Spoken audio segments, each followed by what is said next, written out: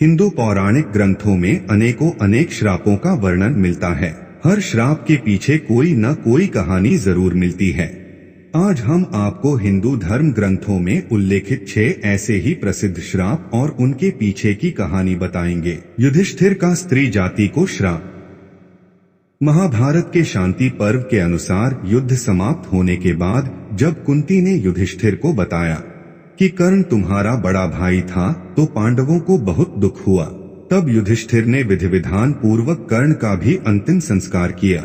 माता कुंती ने जब पांडवों को कर्ण के जन्म का रहस्य बताया, तो शोक में आकर युधिष्ठिर ने संपूर्ण स्त्री जाति को श्राप दिया कि आज से कोई भी स्त्री गुप्त बात छिपाकर नहीं रख सकेगी। ऋषि किंदम का राजा पांडु को श्राप। महाभारत के अनुसार एक बार राजा पांडु शिकार खेलने वन में गए। उन्होंने वहां हिरण के जोड़े को मैथुन करते देखा और उन पर बाण चला दिया। वास्तव में वो हिरण व हिरणी ऋषि किंदम व उनकी पत्नी थी। तब ऋषि किंदम ने राजा पांडु को श्राप दिया कि जब भी आप किसी स्त्री से मिलन करेंगे, उसी समय आपकी मृत्यु हो जाएगी। इसी श्राप के चलते जब राजा पांडु अपनी पत्नी माद्री के साथ मिलन कर रहे थे, उसी समय उनकी मृत्यु हो गई। मांडव्य ऋषि का यमराज को श्राप। महाभारत के अनुसार मांडव्य नाम के एक ऋषि थे। राजा ने भूलवश उन्हें चोरी का दोषी मानकर सूली पर चढ़ाने की सजा दी।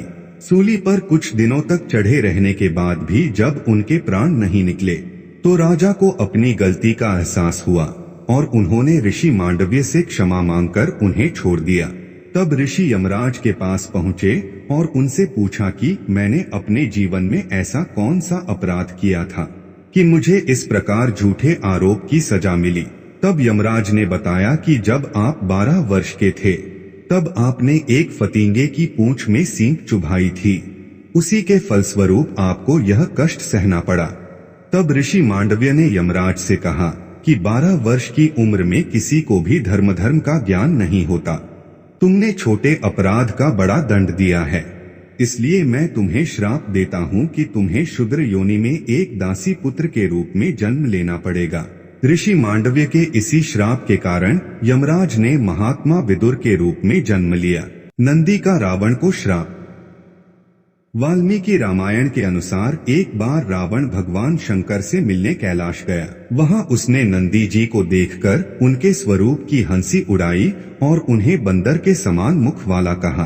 तब नंदी जी ने रावण को श्राप दिया कि बंदरों के कारण ही तेरा सर्वनाश होगा। कद्रु का अपने पुत्रों को श्राप। महाभारत के अनुसार ऋषि कश्यप की कद्रु व विंता नाम की 2 पत्नियां थीं। कद्रु सर्पों की माता थी व विंता गरुड़ की। एक बार कद्रु व विंता ने एक सफेद रंग का घोड़ा देखा और शर्त लगाई। विंता ने कहा कि ये घोड़ा पूरी तरह सफेद है और कद्रु ने कहा कि घोड़ा तो सफेद है, लेकिन इसकी पूंछ काली है। कद्रु ने अपनी बात को सही साबित करने के लिए अपने सर्प पुत्रों से कहा कि तुम सभी सूक्ष्म रूप में जाकर घोड़े की पूंछ से चिपक जाओ, जिससे उसकी पूंछ काली दिखाई दे और मैं शर्त जीत जाऊं। कुछ सर्पों ने कद्रु की बात नहीं मानी।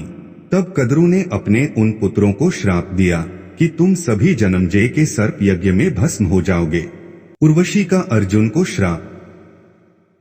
महाभारत के युद्ध से पहले जब अर्जुन दिव्यास्त्र प्राप्त करने स्वर्ग गए, तो वहां उर्वशी नाम की अप्सरा उन पर मोहित हो गई। यह देख अर्जुन ने उन्हें अपनी माता के समान बताया। यह सुनकर क्रोधित उर्वशी ने अर्जुन को श्राप दिया कि तुम नपुंसक की भांति बात कर रहे हो, इसलिए तुम नपुंसक हो जाओगे। तुम्हें स्त्रियों में नर्तक बनकर रहना पड़ेगा। यह बात जब अर्जुन ने देवराज इंद्र को बताई, तो उन्होंने कहा कि अज्ञातवास के दौरान यह श्राप तुम्हारी मदद करेगा और तुम्हें कोई पहचान नहीं पाएगा। आगे के वीडियो में हम और भी अनेक श्राप के बारे में बताएंगे, इसलिए हमारे चैनल को सब्सक्राइब करें ताकि आने वाले वीडियो की जानकारी मिल सके।